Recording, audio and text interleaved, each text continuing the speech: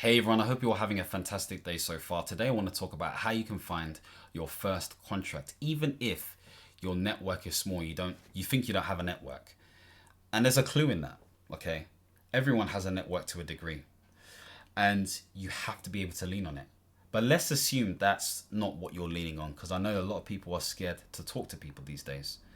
There's the COVID effect that happened that's made people more insular, more sort of introverted by nature.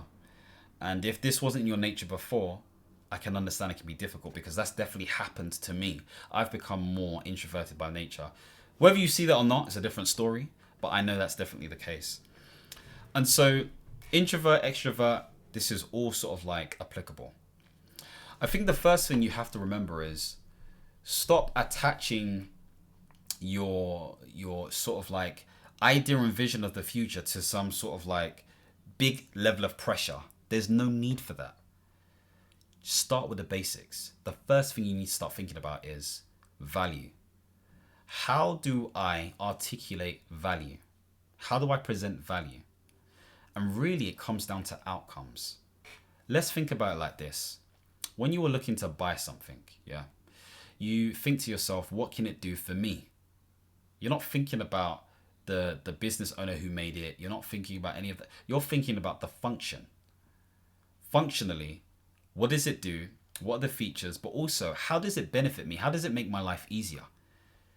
Does it make something quicker for me? Does it give me a sense of joy and happiness, eliciting an emotion? Because that's what everyone's chasing at the end of the day. Does it make me more money? Does it save me money?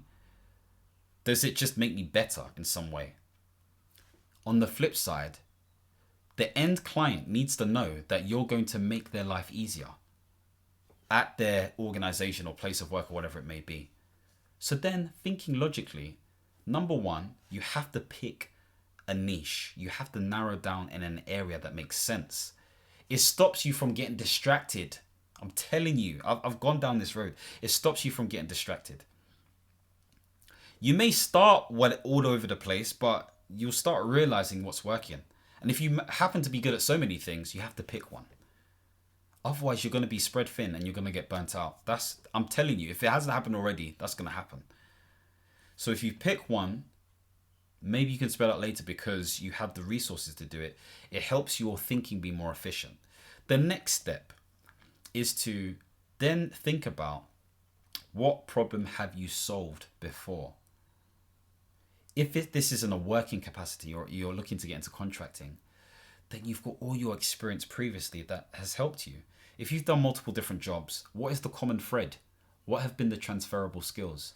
But for most of you watching this, you're going to be individuals who are starting and or have been in the game for a bit or will get into the game for a minute. Okay. And so there are things that you have done consistently and repetitively or you've worked on. It's now time to work out what problem did you solve, what actions did you take, and what outcomes did you have. You need to have at least 3 to 5 different outcomes or results or benefits that you've realized for an organization or company or whatever it may be. Okay, so maybe let's use this as an example. So problem number one, across the UK, there are child health record departments, 20 of them, that had difficulties transferring patient information to other healthcare providers. And so this information was typically sent via paper. Okay. Sometimes the paper would get lost in the post. Postage is expensive. It's like £1.60 per letter. And there were thousands of letters being sent across different organizations.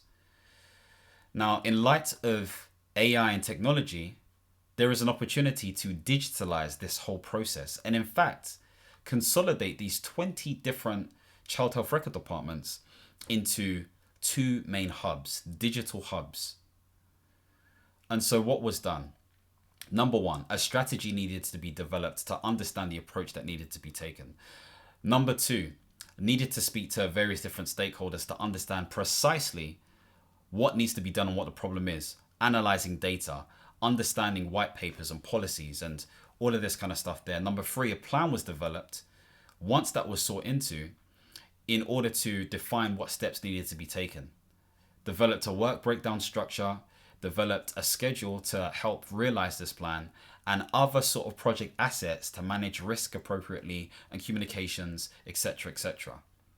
Once this was done, recruited in people to support on this implementation.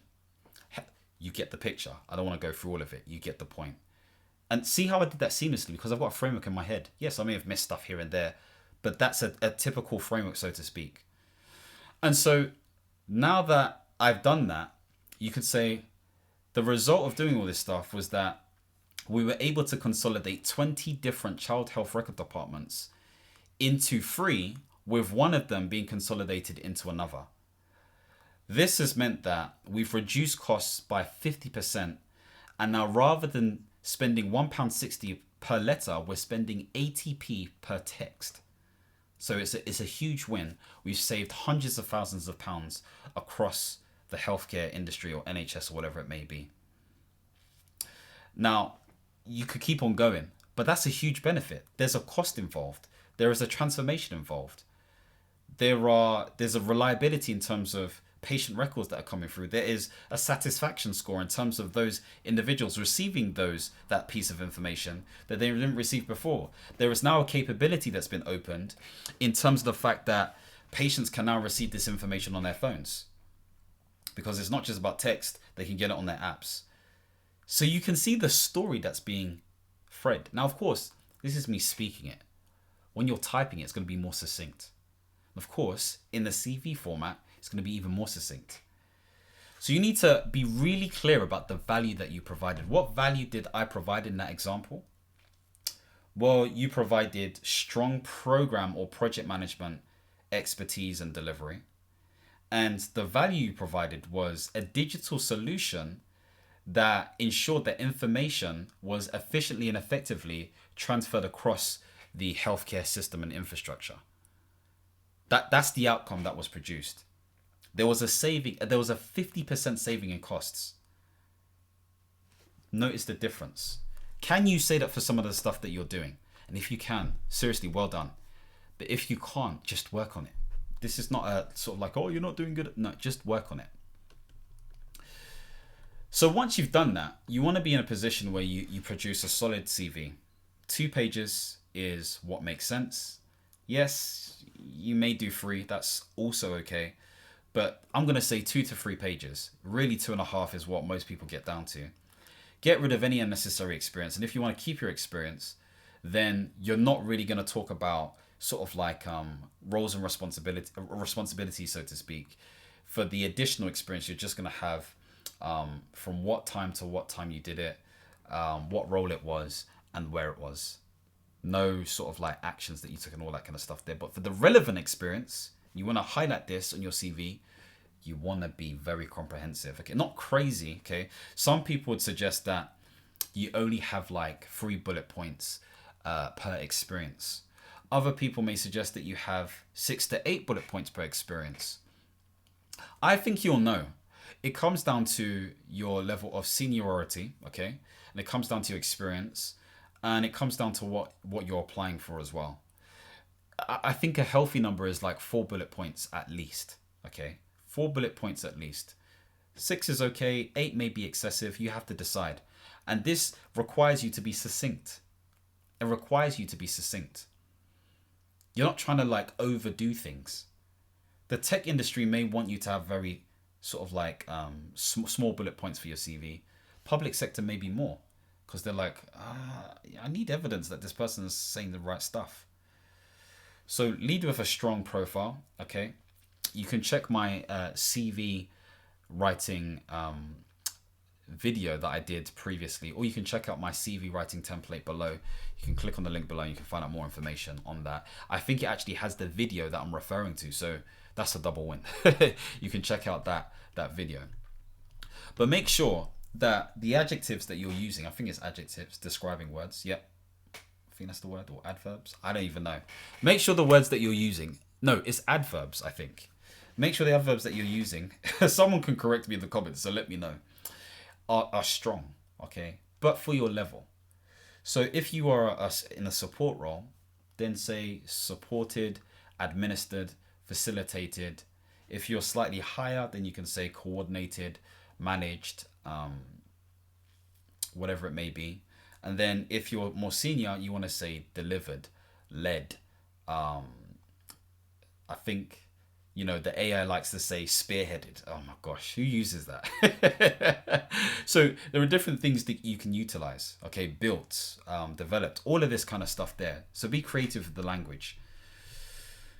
So hopefully that helps. And then obviously, whatever you write in your CV, you want to make sure that you have in your profile. I'm coming to the point, by the way, and hopefully you're still with me, okay? Because the reason I'm teeing this up is because the next part becomes even more important. Now, you want to start targeting recruiters, okay? And I told you to update your LinkedIn according to your CV. There's a neat trick that you can utilize. I obviously haven't shared my screen. I'm using my phone right now. But this is what you do, okay, if you're using LinkedIn as an example. Number one, you've optimized your profile. That's standard. Number two, you go to the jobs tab, okay, on LinkedIn. You click on jobs. Number three, you type in the specific role that you're looking for. So let's say it's business analyst, okay? Number four, once you've typed in business analyst and you've done the location, let's say it's London or the UK or Birmingham, whatever it may be, there'll be sort of like a bit where it says something like time, date posted, something to that respects, okay? So date posted, I think there's like 24 hours, last week, last 30 days, whatever it may be. Click on 24 hours. And so once you've done that, you'll see that your certain filters are selected. In the URL, you want to go to, and I've written it down here, okay, because I've done this before myself. You want to go to the part of the URL that says TPR equals R and then a number. So for example, if you set the filter for 24 hours, it should say, I always get this wrong, 86,400. Now 86,400 is the number of seconds in a day. Interesting. So if you now change 86,400 seconds, okay, which is 24 hours, to, let's say, for example, 72,000 seconds, I believe that's 2 hours, or 36,000 seconds, that's 1 hour. So what will happen is when you press enter, you will see all of the roles that have been posted in the last hour. Why wouldn't you do that? It's sensible to do that.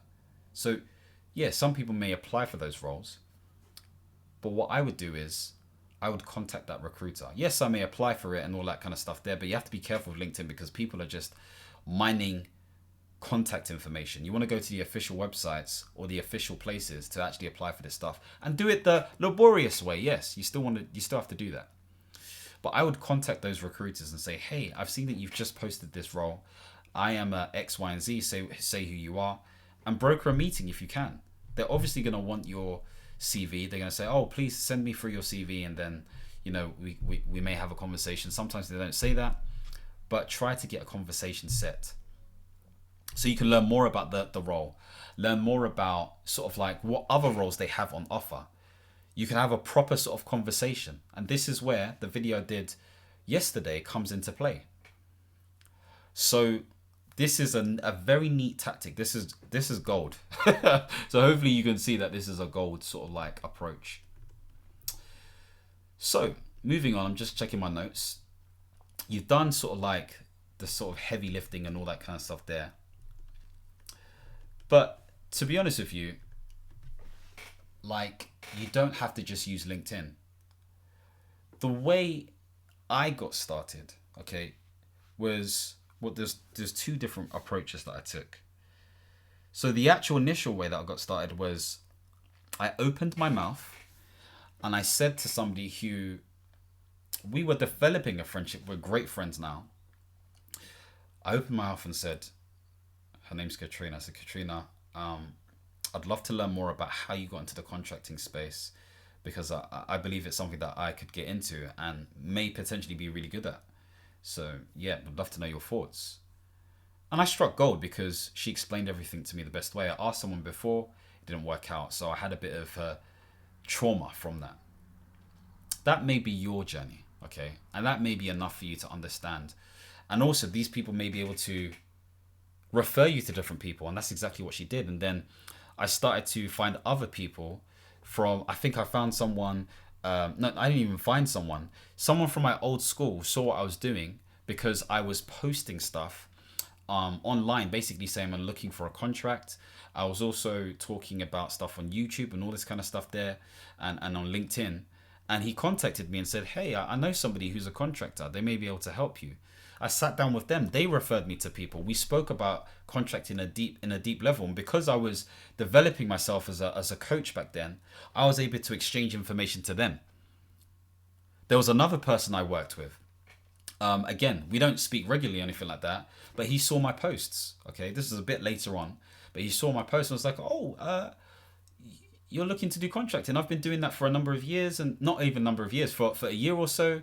And then we broke bread. We had a conversation. It just gave me more confidence. They recommended me to different people. And actually, that person was the reason why I was able to get my second contract.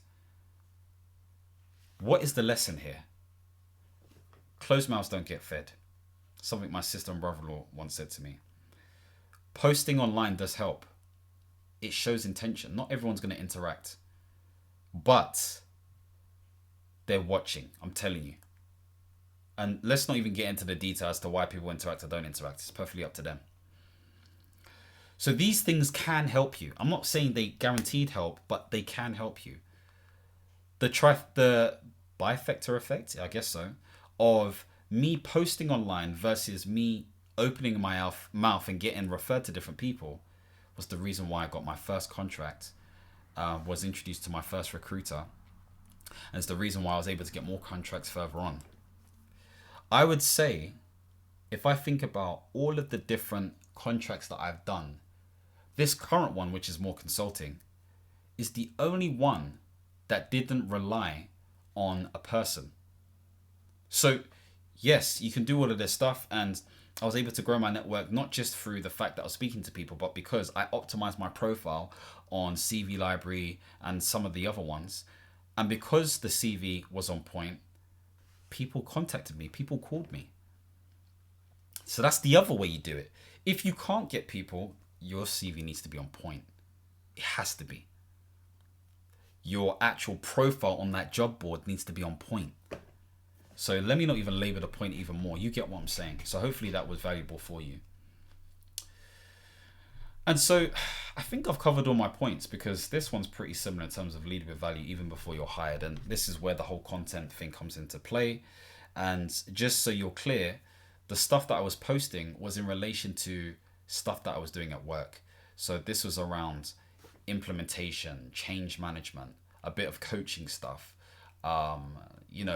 management, leadership, all of that kind of stuff there. And people liked to hear it for whatever reason. Okay.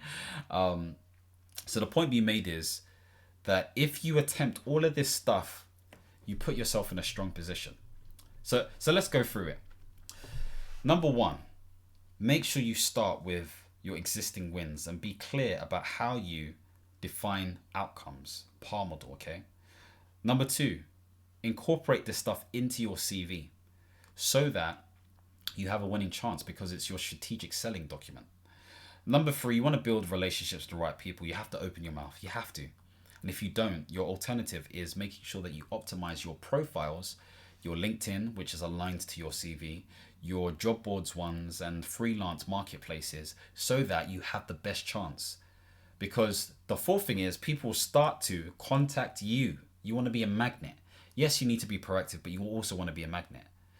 The fourth thing is, a smart way of contacting people, if you're willing to do that, whether that's by DMs or emails or whatever it may be, is to check out jobs on LinkedIn and filter for the role that you're looking for and for 24 hours. And where it says, I think it's TRM equals R, it says 86,400 for 24 hours. You want to change that to 36,000 seconds, sorry. So it's not hours, it's seconds. So that it shows you roles that have been posted within the first hour, and you contact those individuals, those recruiters who posted that stuff. And I guess the other thing is, make sure that if you are somebody who post valuable content that is remotely aligned to what you're looking to do. So hopefully that's been valuable stuff for you. Again, if you want to check out my CV writing template, then make sure to click on the link below. It has the video that I posted on YouTube, so it's easy access. You can check it out, and hopefully that's helpful too. If you want to see more videos centered around portfolio careers, contracting, consulting, and the alike, don't forget to subscribe and hit the notification bell. And as always, my friends, understand, reach, and expand. Peace.